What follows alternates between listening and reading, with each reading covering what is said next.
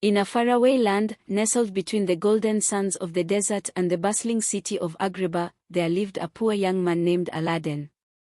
He had no wealth, no title, and no family except for his aging mother.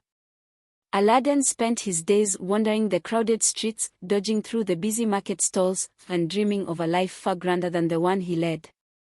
Though he was poor, he was quick-witted and resourceful, always managing to find a way to scrape by.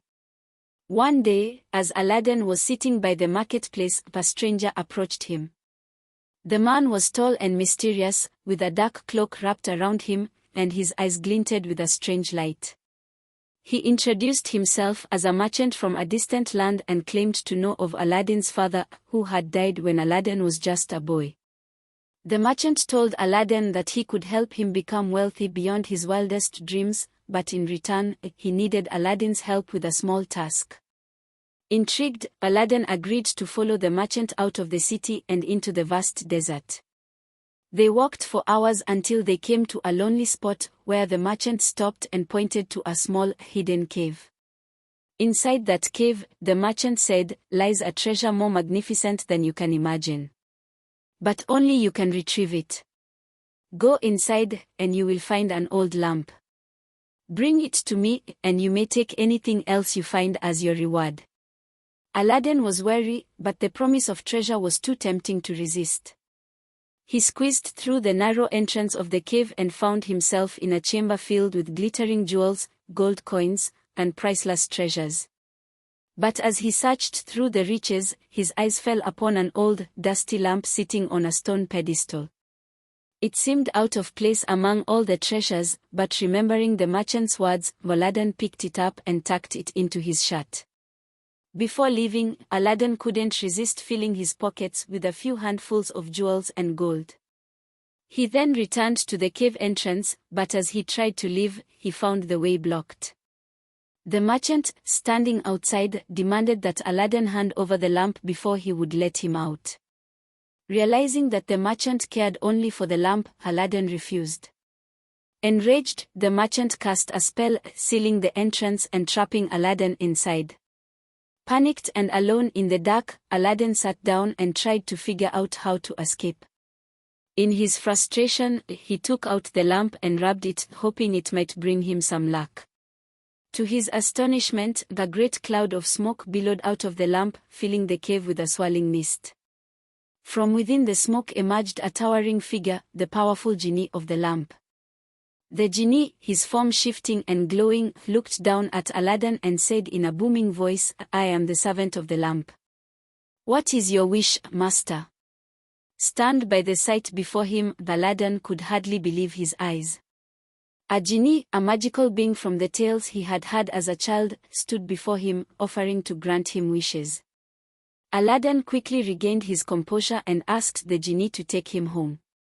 With a wave of the jinni's hand, the cave vanished, and Aladdin found himself standing outside his humble home, the lamp still clutched in his hand.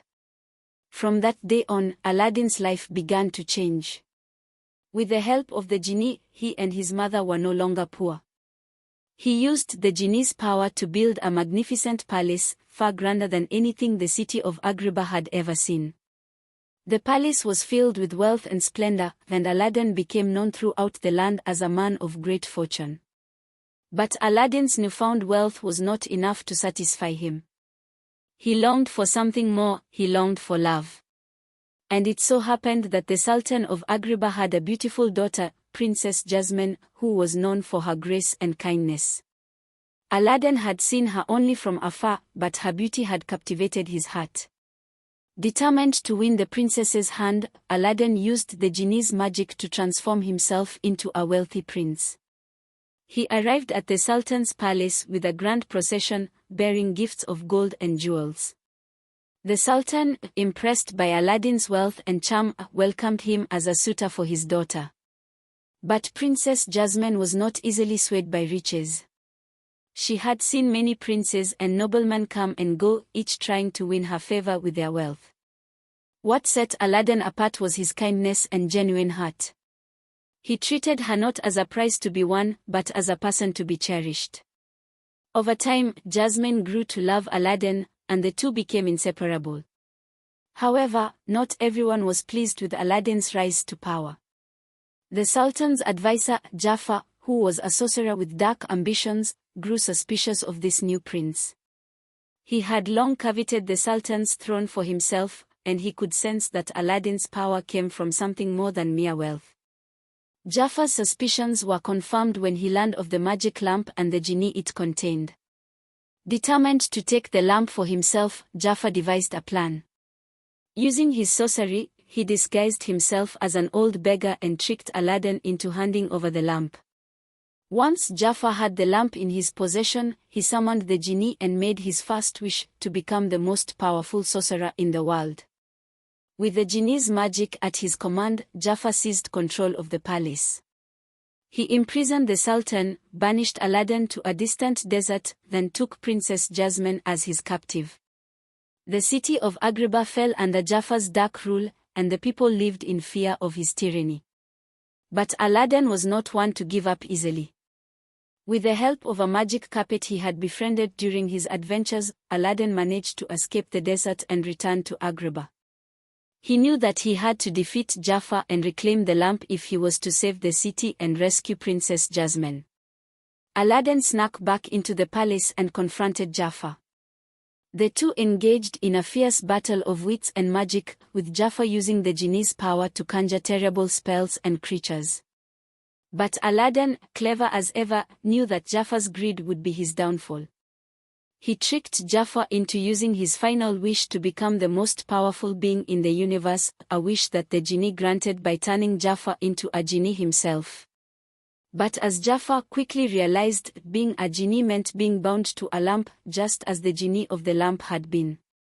Before Jafar could use his newfound power, he was trapped inside a new lamp, powerless and imprisoned for all eternity. With Jafar defeated, Aladdin reclaimed the magic lamp and set the jinni free. No longer bound to serve the lamp's master, the jinni thanked Aladdin for his kindness and loyalty, and in return, he granted Aladdin one final wish. Aladdin wished for nothing more than to live a happy life with Princess Jasmine. And so, Aladdin and Jasmine were married, and together they ruled over Agrabah with wisdom and compassion. The city flourished under their reign, and Aladdin, once a poor street boy, became a beloved ruler. The magic lamp, now no longer needed, was hidden away in a safe place, where its power would never be misused again. And so, Aladdin's tale became a legend, a story passed down through the ages of how a poor young man, with courage, wit, and a little bit of magic, rose to greatness and found his true love.